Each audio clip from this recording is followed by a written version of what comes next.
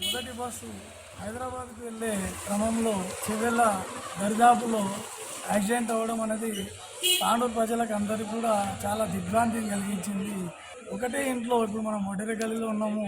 ఎల్లయ్య గౌడ్ గారు ఇంటి దగ్గర అక్టోబర్ 17న వాళ్ళ పెద్ద పాప వాళ్ళది మ్యారేజ్ అయిందంట. ముగ్గురు పిల్లల హాస్టల్కి తనుష, నందిని, సాయిప్రియ ముగ్గురు అమ్మాయిలు ఒకటే ఇంటికి చెందిన ముగ్గురు అమ్మాయిలు చనిపోవడం అనేది చాలా బాధాకరము. ఫ్యామిలీకి వాళ్ళకి అందరికి కూడా ప్రగాఢ సానుభూతి తెలియజేస్తున్నాను నేను.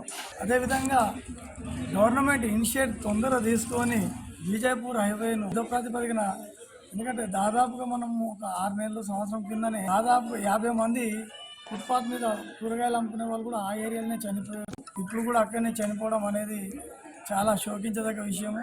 గవర్నమెంట్ కూడా ఇమ్మీడియట్లీ ఎక్స్గ్రేషియా కానీ 5 లక్షలు ఇచ్చి కాకుండా దాదాపుగా ఒక్కొక్కరికి 20 లక్షలు ఇచ్చి అదే క్షతగాత్రులకు మెరుగైన వైద్యం అందించాలని చెప్పేసి బీజేపీ పార్టీ తరఫున మేము కోరడం జరుగుతుంది.